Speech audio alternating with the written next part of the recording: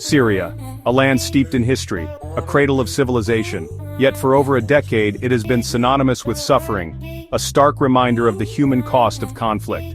Bashar al-Assad's regime, once promising reform, tightened its grip on power, crushing dissent with ruthless efficiency. Peaceful protests in 2011, echoing the Arab Spring's call for change, were met with brutal force. A nation yearning for freedom was plunged into the abyss of civil war. Years bled into each other. Ancient cities once bustling with life were reduced to rubble. Aleppo, the nation's beating heart, became a symbol of the conflict's savagery, its streets echoing with the ghosts of a lost generation. The international community, divided and hesitant, watched as the crisis spiraled. Russia and Iran stood by Assad, their support propping up a regime increasingly condemned for its atrocities. Meanwhile, millions were displaced, forced to flee their homes, seeking refuge in overcrowded camps or embarking on perilous journeys across treacherous seas. The stories of those who escaped painted a grim picture of life under siege, of barrel bombs raining from the sky, of hospitals overwhelmed, and of children dying for want of basic medical care. The world looked on, seemingly powerless to stop the carnage. Yet even in the darkest of times, hope flickered. The Syrian people, their resilience tested but not broken, continued to resist. Doctors and nurses worked tirelessly in makeshift hospitals, risking their lives to save others. Teachers held clandestine classes in bombed-out buildings, determined to provide a semblance of normality for children robbed of their childhoods. The spirit of Syria, though battered, refused to be extinguished. November 2024, a palpable shift in the air.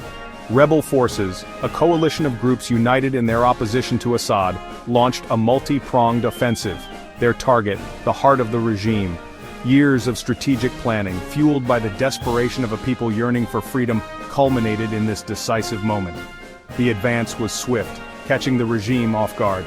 Aleppo, a city that had endured years of relentless bombardment, became a focal point. Street by street, rebels fought their way through the ruins, their determination bolstered by the knowledge that this time victory might be within reach. The fall of Aleppo, once unthinkable, became a reality. It was a turning point, a symbolic victory that sent shockwaves through the regime's ranks.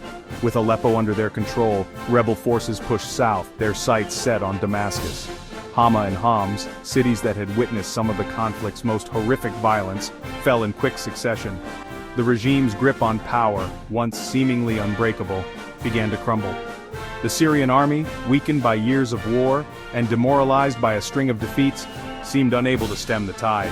Damascus, the seat of Assad's power, was now within reach. The city, once a symbol of the regime's authority, braced itself for a final showdown.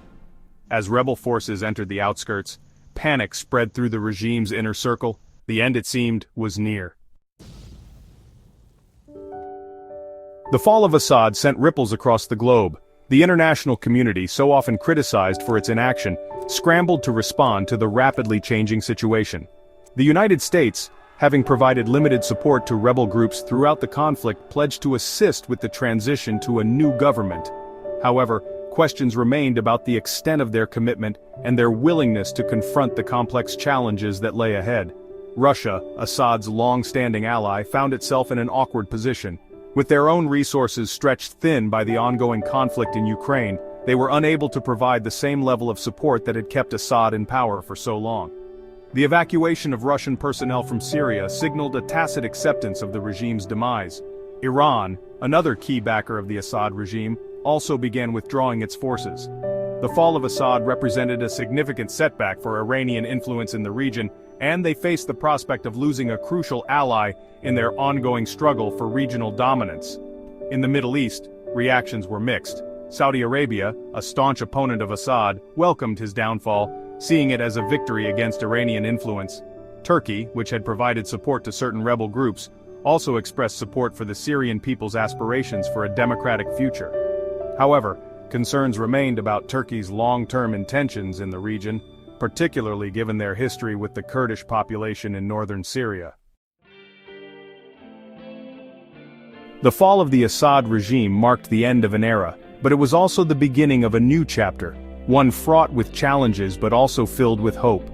The task ahead was monumental: to rebuild a nation shattered by years of war, to heal the wounds of division, and to create a just and equitable society for all Syrians. The most pressing concern was the humanitarian crisis. Millions had been displaced, their lives uprooted by conflict. The country's infrastructure lay in ruins, its economy in tatters. The international community faced a moral imperative to provide assistance to help rebuild homes, schools and hospitals, and to create the conditions for a sustainable peace. Reconciliation was paramount. The conflict had exacerbated existing divisions within Syrian society, and healing these wounds would require a commitment to dialogue, forgiveness and justice. The perpetrators of war crimes, regardless of their affiliation, needed to be held accountable for their actions. The future of Syria remained uncertain. The country was fragile, its political landscape fractured. The threat of extremism, which had flourished in the chaos of war, still loomed large. The international community had a responsibility to support the Syrian people in their efforts to build a more inclusive and democratic future. The road ahead would be long and arduous, but amidst the rubble and the loss, there was hope. The Syrian people, who had endured so much, had shown remarkable resilience. They yearned for peace, for justice, and for a future where their children could thrive. It was up to the international community to stand with them, to offer not just words of support, but concrete actions that would help to make that hope a reality.